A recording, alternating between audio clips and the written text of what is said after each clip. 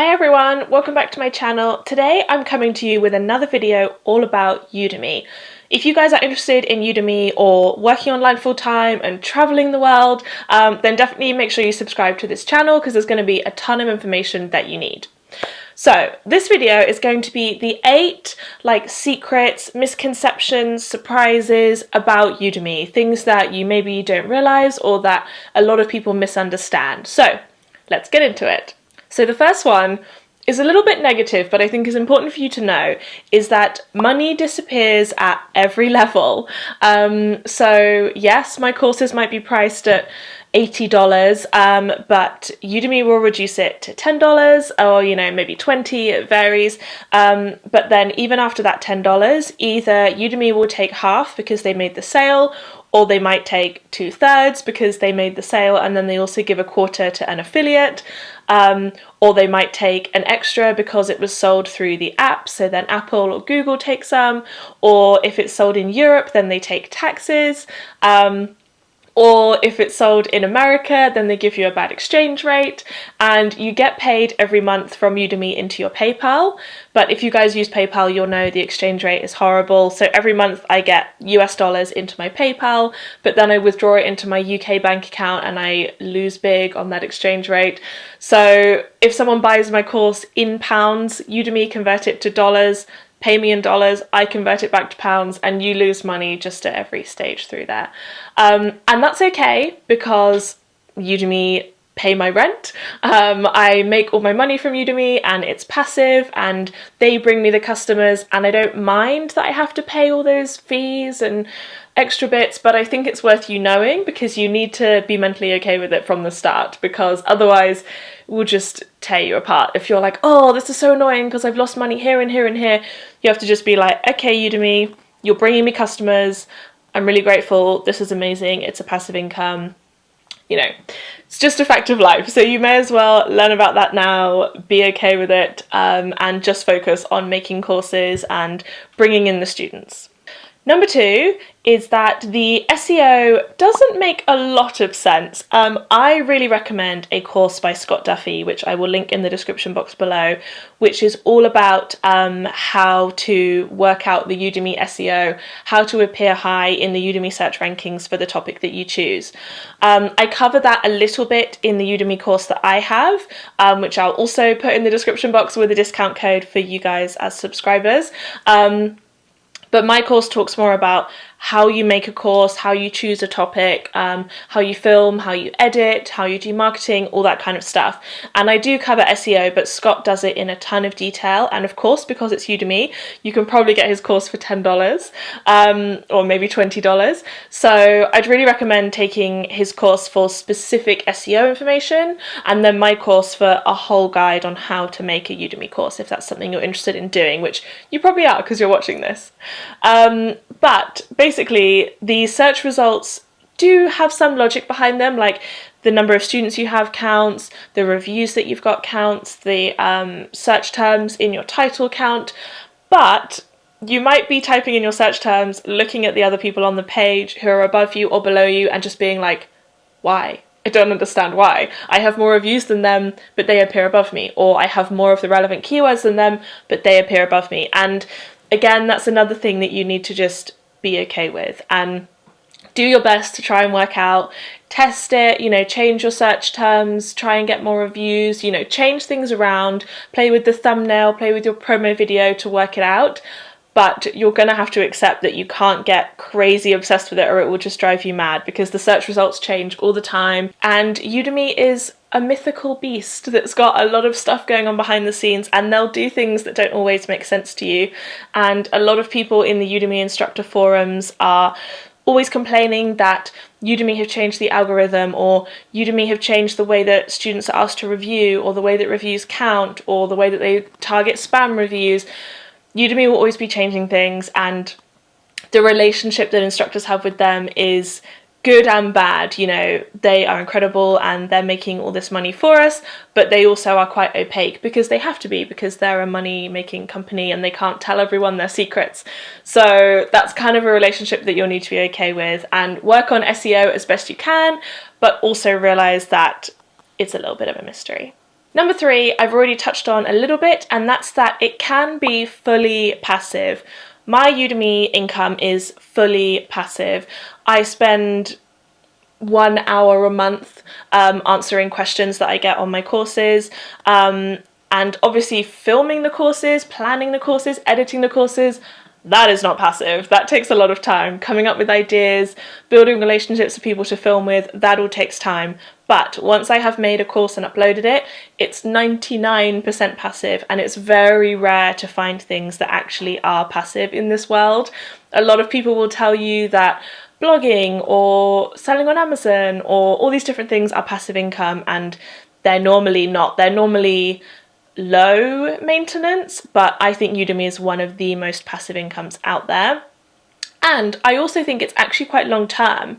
I've been selling on Udemy now for I think 3 years, and the income hasn't really dropped off. I expected that courses would have an initial bump and then you'd run out of people to sell it to, but Udemy is growing so fast and they're putting so much money into advertising and mailing lists that my courses are still selling and it hasn't really dropped off at all. So for me, I always wonder, like, when is this going to be over? When will people stop buying? When's it going to drop off? I can't rely on it long term. But so far it has been really long term. So that's kind of a misconception people might have about the longevity of sales. But for me, so far, touch wood, it's been amazing. So it is a long-term business option for you. Number 4 is that the courses will sell for $10 or $20. You'll go on and you'll see that people's courses are priced at $100, $80, and you'll think like, wow, this person is making so much money. They've got so many reviews, they've sold so many courses at this price, they must be multimillionaires. And the truth is those courses have sold at somewhere between $20 and $10. Udemy changed the pricing quite a bit, but somewhere around that ballpark. And then, like I said, a lot of that money the instructor doesn't actually get, but you should accept that your courses will be selling for around $10, and just ignore the other prices that people set. They're just invented, to be honest. Similarly, number 5 is don't believe people's inflated numbers on students. Udemy these days don't show it on the front page like they used to, but for a while when you searched for a course, you could see like on the search results, this course has 11,000 students, and you'd be like, damn, that's a lot of students, that person must be making so much money. But for a while people were really faking the students, because if you post a free coupon on like a couponing website, you can get thousands of students overnight. And I don't know if they're bots or if they're real people, but you can fabricate as many students as you want. So when you look at someone's course, do not believe the number of students they have. A much better measure is the number of reviews that they have, because those are much harder to fake. Udemy are much better at catching fake ones of that. And obviously more students have taken it than have left a review, but it kind of gives you a guide of like, oh, this course only has 4 reviews. It's obviously not very popular, even if it's got 10,000 students. You want a course that's got, 40, 100, several hundred reviews. That means it's actually a popular course that's been like well proven, and it means that there's a good niche for you to get into there that is going to be very popular. Related to that, number 6 is that competition is a good thing.